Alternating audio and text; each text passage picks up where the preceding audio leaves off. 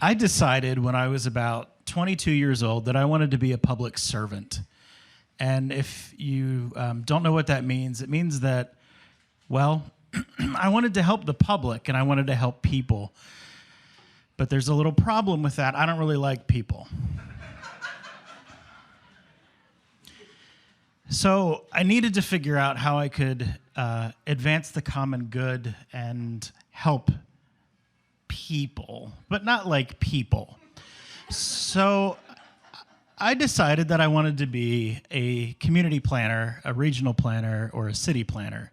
And I did that successfully for a number of years until another job opened up here in the city of York. I'm born and bred and love this city, and the city planner position became available, and I interviewed.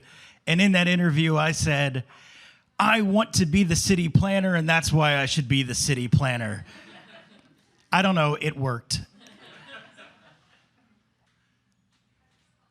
If you've seen Parks and Recreation, they don't say that it's a documentary, but it pretty much is.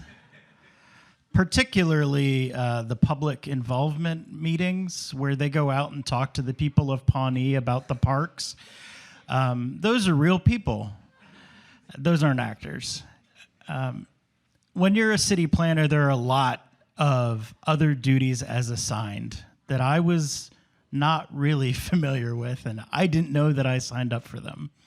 I thought that I would be helping people start businesses, and instead I was getting phone calls from York, South Carolina, from people who didn't even know what state they lived in or what state to call. I thought that I would be reviewing plans for beautiful buildings that would be coming to our city to revitalize parts of the city that needed some new blood. And what I did instead was look at drawings for people's sheds that were literally drawn in crayon. There are a lot of things that I didn't realize I was going to be doing as part of this job. And I got to work with some of my closest friends in this job too, which is a really strange dynamic. And at times, there was a moment where we would look at each other like the dog that caught the car, because we didn't know what to do.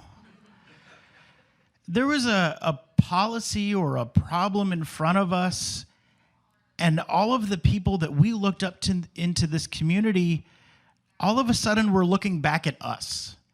And they said, you have the gears here. You have the keys. You need to make these decisions.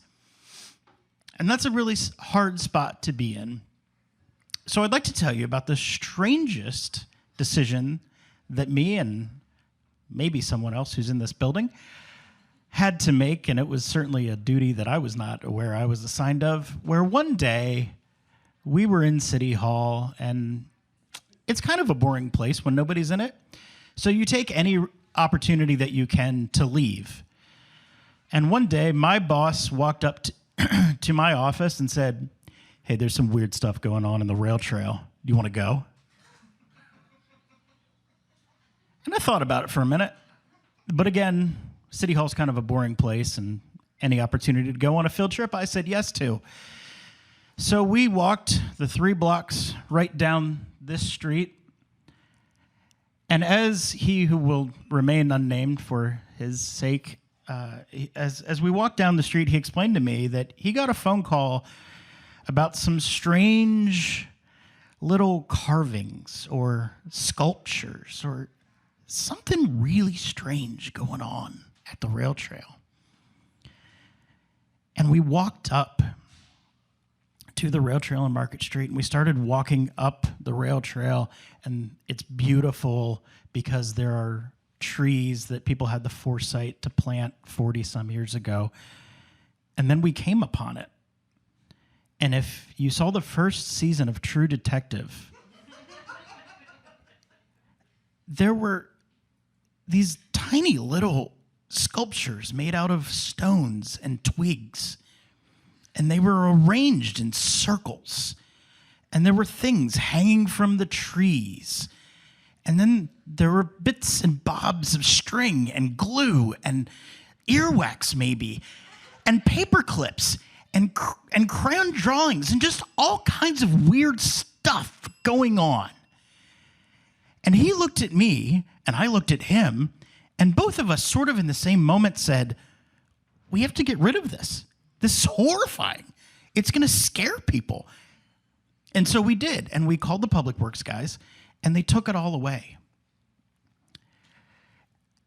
And I said before that sometimes you're forced to make these decisions without really having all of the information or knowing what to do. And so later that day, when we were back in boring City Hall, we got a phone call from a local elementary school. And they wanted to know what happened to all of the kindergartners' art projects. I don't work at City Hall anymore.